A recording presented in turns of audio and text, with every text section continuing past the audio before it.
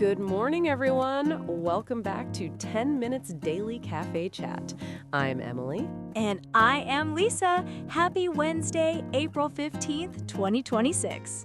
Lisa, I tried making overnight oats for the first time last night, and it was a complete disaster. Oh no, what went wrong?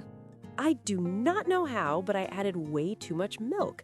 So when I opened the jar this morning, it was just soup. Cold oat soup. That is not breakfast. That is a science experiment gone wrong. I ended up just eating toast. Anyway, we have a really interesting show today. First, we are talking about emperor penguins and why they just got some very bad news. Oh no, not the penguins.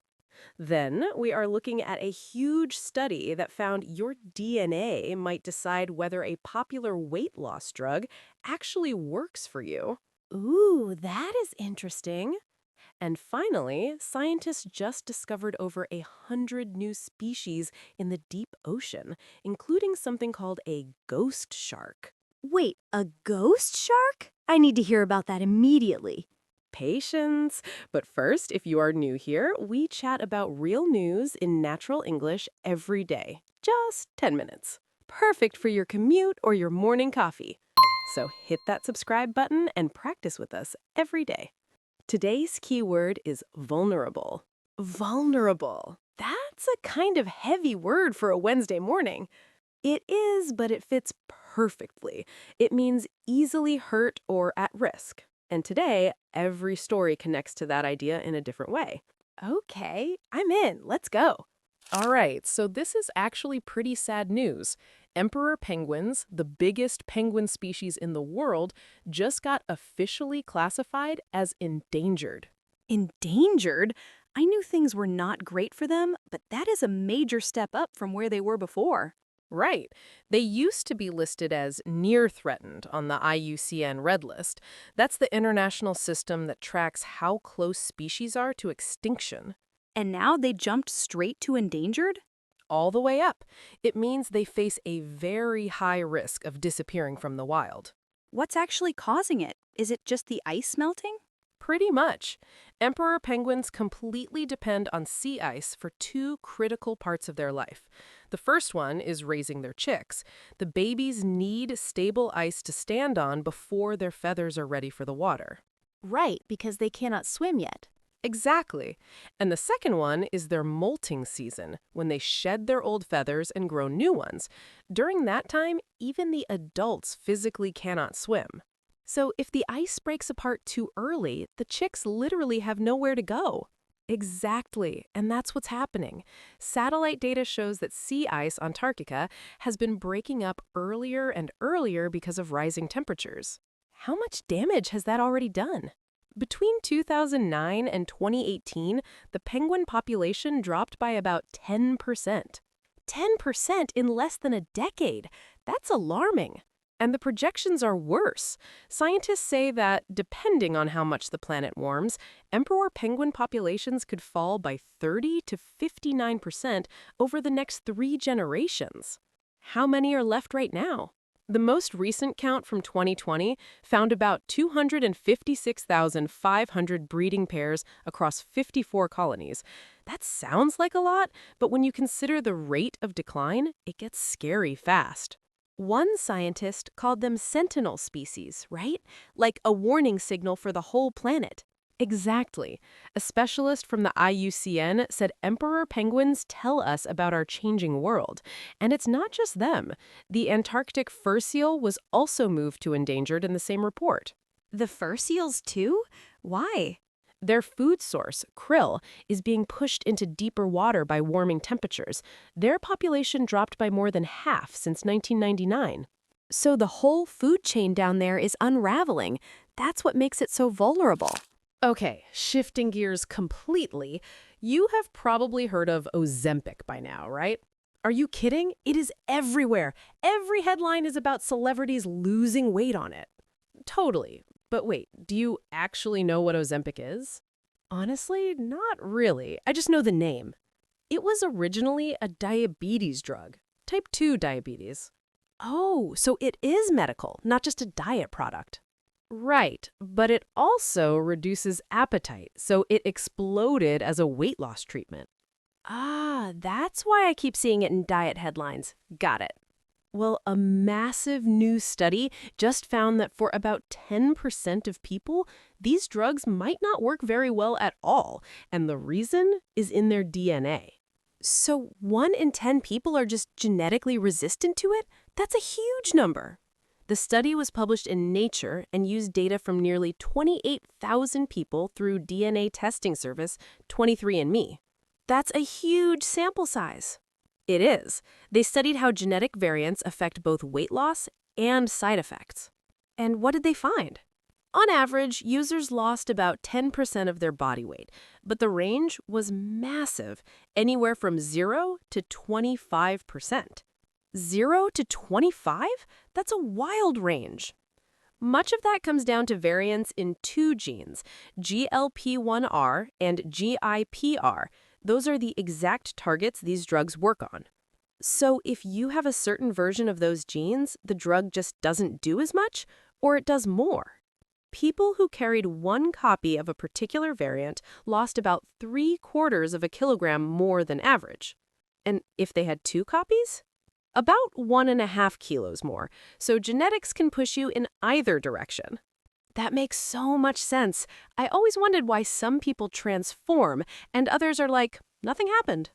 And speaking of nausea, the study found genetic links to side effects too. 1 variant increased the risk of nausea by 57%. Another one raised vomiting risk by 36%. 57% higher risk of nausea just because of your DNA? That's rough. The lead researchers said the most striking finding is that a person's DNA directly shapes how their body responds to these medications. So it's not just about willpower or dosage. Not at all. Your genes are literally part of the equation. So what does this mean for people who are thinking about trying it? Well, 23andMe is already integrating these findings into their health platform so that doctors can look at a patient's genetic profile before prescribing. So the idea is personalized medicine. Exactly. Matching the right drug to the right person based on their DNA. I love that idea in theory. Instead of trial and error, you just check the blueprint first. All right, last story. This one is pure wonder. Scientists in Australia just announced that they discovered over 110 completely new species in the deep ocean. 110 new species? How is that even possible in 2026? Because they were exploring parts of the ocean that nobody has ever really looked at before. The expedition used a research vessel called the RV Investigator. Great name for a ship, right? And they went into the Coral Sea Marine Park off Australia's northeast coast. We're talking about an area of roughly 1 million square kilometers. 1 million square kilometers? That is bigger than most countries. And they were exploring depths between 200 and 3,000 meters, seamounts, deep reefs, atolls, places that have basically been untouched. Like a whole hidden world down there. The specimens were collected late last year, and scientists have been working on identifying them ever since. So what kind of creatures are we talking about? All kinds. Rays, crabs, sea anemones, sponges, brittle stars, plus a new deep water cat shark. And the big headliner? A new chimera species, commonly known as a ghost shark. Okay, a ghost shark? Please tell me it actually looks ghostly. Chimeras are these incredible deep-sea fish that are actually related to sharks and rays, but split off from them about 400 million years ago. 400 million years? That is before dinosaurs. Way before. And they have these huge eyes, smooth, pale skin, and a long, whip-like tail. They look absolutely otherworldly. So they've been down there for 400 million years, and we're just now finding new ones?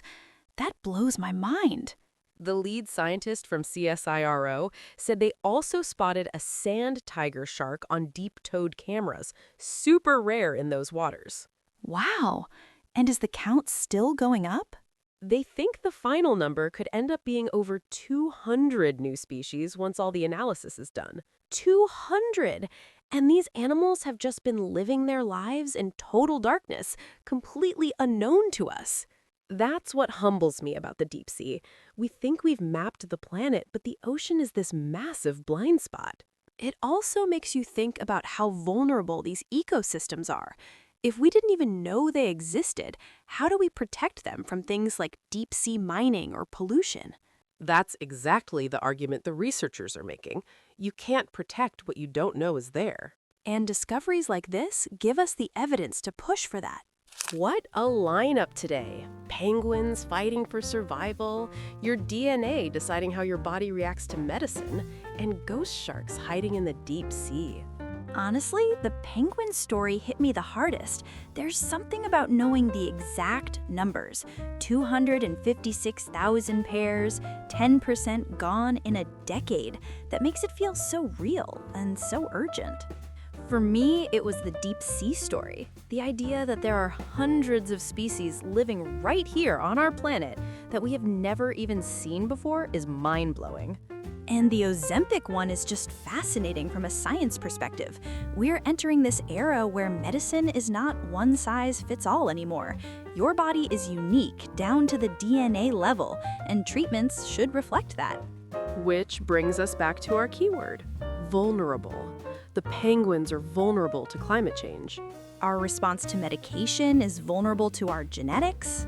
And those deep sea creatures are vulnerable simply because we do not know enough about them yet. Being vulnerable is not always a weakness, though. Sometimes it just means there's something precious that needs protecting. That's a beautiful way to put it.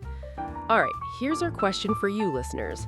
If scientists discovered a brand new species and named it after you, what would you want it to look like? Drop your answer in the comments. Oh, mine would definitely be some kind of glowing deep-sea jellyfish. Something that just floats around looking magical and doing absolutely nothing productive. That's so you. Thank you so much for spending your Wednesday morning with us. If you enjoyed this episode, give us a like and subscribe so you don't miss tomorrow's chat.